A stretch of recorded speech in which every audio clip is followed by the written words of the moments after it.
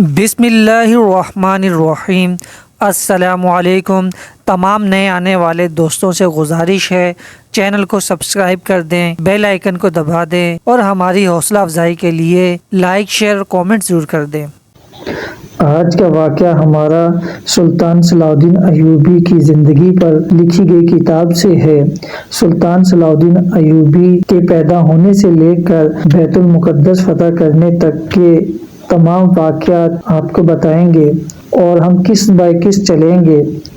حضرت عمر رضی اللہ تعالیٰ عنہ کے دور خلافت میں 18 ہجری کو جب بیت المقدس مسلمانوں نے حاصل کر لیا، اس کے بعد سے لے کر تقریباً 490 یا 492 ہجری تک مسلمانوں کے پاس رہا۔ اس کے بعد عیسائیوں نے اس پر قبضہ کر لیا۔ اس کے بعد سلطان صلاح الدین ایوبی نے اس کو آزاد کروایا۔ ہم سلطان صلاح الدین ایوبی کے پیدا ہونے سے اس بات کو شروع کرتے ہیں، اس کتاب کو۔ یہ 532 ہجری کی ایک تاریخ رات کا واقعہ ہے۔ اس وقت نجم الدین ایوب قلعہ کریت کا حاکم تھا۔ نجم الدین ایوب کا تعلق کردو کے معزز ترین قبیلے کردیہ سے تھا۔ نجم الدین ایوب آسائش اور عزت و وقار کی زندگی گزار رہا تھا کہ اچانک بدبختی اس کے خاندان پر سایہ گفن ہو گئی۔ ترکیت کے حاکم علی مجاہد الدین کی طرف سے ایک حکم نامہ جاری ہوا جس میں کہا گیا تھا کہ نجم الدین ایوب اور اس کا چھوٹا بھائی اسد الدین شیر کو اسی وقت ترکیت چھوڑ کر بہت دور چلے جائیں۔ جب نجم الدین ایوب انتہائی شکستگی کے عالم میں سامان سفر باندھ رہا تھا، اسی وقت محل میں ایک نومولود بچے کی چیخیں سنائی دینے لگی۔ دنیا میں آنے والا یہ بچہ ترکیت کے معزول حاکم نجم الدین ایوب کا فرزند تھا۔ کچھ دیر بعد ایک کنیز بچے کو لیے ہوئے نجم الدین ایوب کی خدمت میں حاضر ہوئی۔ پہلے اس نے انتہائی پرجوش لہجے میں بیٹے کی پیدائش پر باپ کو مبارکباد دی، پھر ادب و احترام کے ساتھ عرض کرنے لگی، امیر محترم، چھوٹے امیر کے کانوں میں اذان دے کر ان کا نام تجویز کر دیجئے۔ کنیز کی بات سن کر نجم الدین ایوب غضبناک ہوا اور چیخ کر بولا، میرے سامنے سے لے جاؤ اس منحوس کو، میں اس کی شکل بھی نہیں دیکھنا چاہتا۔ یہ بچہ فاتح اعظم صلاح الدین ایوبی تھا جسے اس کا باپ منحوس سمجھتا تھا۔ نجم الدین ایوب کی کنیز بچے کو لیے ہوئے اس کی ماں کے پاس پہنچی۔ کنیز کا چہرہ بجھا بجھا تھا۔ خانم کیا بات ہے؟ نجم الدین ایوب کی بیوی نے کنیز سے پوچھا۔ جب تو بچے کو لے کر اپنے آقا کے پاس جا رہی تھی تو بہت زیادہ خوش تھی، مگر اب تیرے چہرے سے گہری اداسی جھلک رہی ہے، آخر اس کی کیا وجہ ہے؟ کنیز خانم نے بچے کو اپنی مالکہ کے پہلو میں لٹایا اور اداس لہجے میں کہنے لگی، آقا اپنے بیٹے کی پیدائش سے خوش نہیں ہے۔ نجم الدین ایوب کی بیوی کے چہرے پر حیرت اور فکر کے سائے لرزنے لگے۔ آخر میرے بچے میں کیا خرابی ہے؟ وہ خوبصورت ہے، اس کے ہاتھ پاؤں صحیح سلامت ہیں۔ ماں کے لہجے سے ناگوارگی کا رنگ جھلک رہا تھا۔ کنیز خانم سر جھکائے خاموش کھڑی رہی۔ وہ اپنے آقا نجم الدین ایوب کے الفاظ دہرانا نہیں چاہتی تھی۔ نجم الدین ایوب کی بیوی کچھ دیر تک کنیز کے جواب کا انتظار کرتی رہی۔ کئی بار سوال کرنے پر بھی نہیں بولی تو اس نے تیز لہجے میں خانم کو حکم دیتے ہوئے کہا، دوبارہ اپنے آقا کے پاس جا اور میرا پیغام دے کہ میں اسے یاد کر رہی ہوں۔ کنیز خانم خاموشی کے ساتھ چلی گئی اور اس نے نجم الدین ایوب کے سامنے اپنی مالکہ کے الفاظ دہرا دیے۔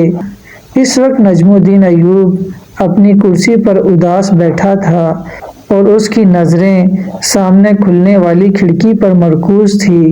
خانم کچھ دیر تک کھڑی اپنے آقا کے جواب کا انتظار کرتی رہی، مگر جب نجم الدین ایوب اس کی طرف متوجہ نہیں ہوا تو الٹے قدموں واپس چلی گئی۔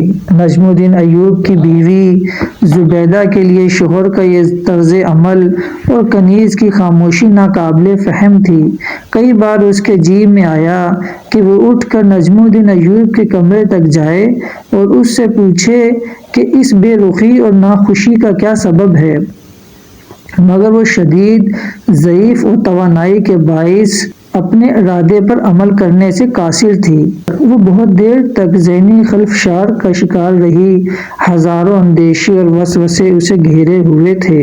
اس نے کئی بار اپنے نومولود بچے کی طرف دیکھا جس کا رنگ سرخی مائل تھا اور وہ آنکھیں بند کیے ہوئے دنیا مافیا سے بے خبر سو رہا تھا۔ زبیدہ کی آنکھوں میں آنسو آ گئے اور وہ ممتا کے بے مثال جذبے سے بے قرار ہو کر بچے کے چہرے پر جھکی اور اس کی پیشانی پر اپنے ہونٹ رکھ دیے۔ میرے بچے، تم اس دنیا میں کیوں آ گئے؟ ابھی زبیدہ اپنی بات مکمل کرنے نہیں پائی تھی کہ یکا یک کمرے میں ایک بارعب آواز گونجی، آپ کو فرزند کی پیدائش مبارک ہو۔ زبیدہ بہت تیزی سے اٹھ کر بیٹھ گئی۔ اس کے سامنے نجم الدین ایوب کا چھوٹا بھائی اسد الدین شیر کو کھڑا مسکرا رہا تھا۔ اس کے چہرے سے گہری مسرت کی جھلک نمایاں تھی۔ اسد، کیا تم اپنے بھائی کے پاس سے آ رہے ہو؟ زبیدہ کا لہجہ اداس تھا اور آنکھوں سے آنسو بہہ رہے تھے۔ میں خوشی کی یہ خبر سن کر سیدھا آپ کے پاس آ رہا ہوں۔ اسد الدین شیر کو کے لہجے سے کسی قدر حیرت تھی۔ آپ کیوں رو رہی ہیں؟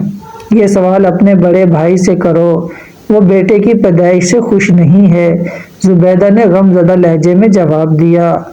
اسد الدین شیر کو کی حیرت میں مزید اضافہ ہو گیا۔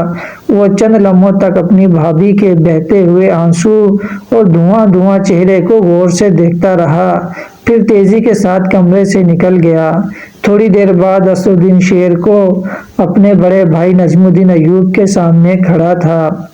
برادر محترم، مجھے بتایا گیا ہے کہ آپ اپنے چھوٹے فرزند کی پیدائش سے خوش نہیں ہیں، نہ اس کی شکل دیکھی ہے اور نہ کوئی نام رکھا ہے۔ اس ناراضگی کی وجہ اسد الدین شیر کو کے لہجے سے تلخی جھلک رہی تھی، حالانکہ وہ بڑے بھائی کا بہت احترام کرتا تھا۔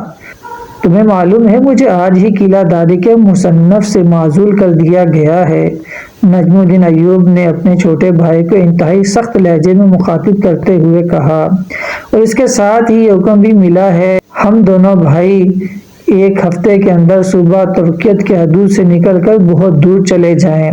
نجم الدین ایوب کی معزولی اور شہر بدری کا سبب یہ تھا، وہ ایک دن تیر اندازی کر رہا تھا کہ بدقسمتی سے ایک عیسائی سامنے آ گیا اور نجم الدین ایوب کا تیر اس کی گردن میں پیوست ہو گیا۔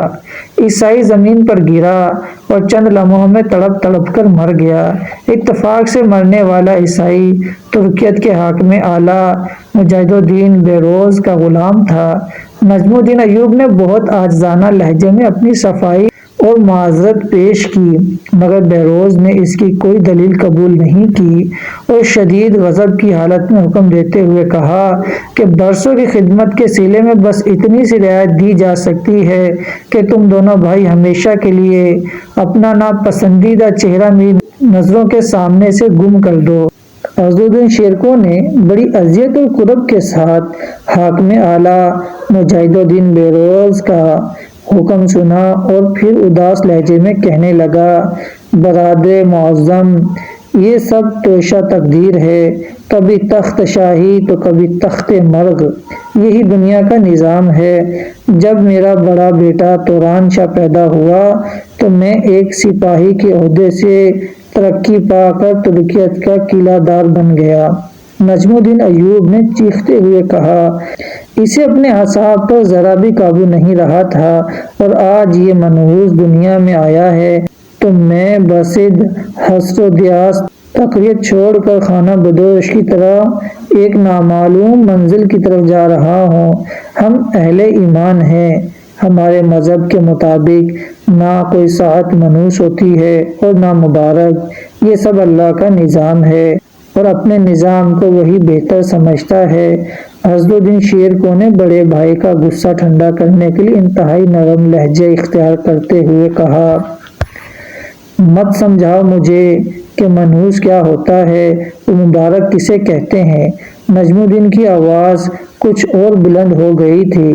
بڑے بھائی کی طرف سے غیب و غضب کے اس مظاہرے پر اسدالدین شیر کو بھی خاموش نہ رہا۔ گستاخی معاف، عیسائی غلام کا قتل آپ کے ہاتھوں سے ہوا ہے، پھر اس معصوم بچے کو یہ سزا کیوں دی جا رہی ہے؟ نجم الدین ایوب اپنی معزولی سے اس قدر بدحواس ہو گیا تھا کہ اس نے چھوٹے بھائی کو بری طرح ڈانٹ دیا۔ مجبوراً اسدالدین شیر کو واپس چلا گیا، پھر وہ اپنی بھاوج کے کمرے میں داخل ہوا۔ بڑی سرشاری کے عالم میں بھتیجے کو پیار کیا، اس کے کان میں اذان دی اور والہانہ انداز میں کہنے لگا، یہ میرا یوسف ہے۔ بچے کے چہرے پر ایک عجیب سا نور تھا، بڑی کشش تھی، اس لیے اسدالدین شیر کو نے بھتیجے کو یوسف کا مبارک نام دیا۔ پھر اسی بچے نے صلاح الدین ایوبی کے نام سے شہرت حاصل کی۔ آج کا قصہ یہاں ختم، انشاءاللہ قسط نمبر 2 آگے شروع کریں گے۔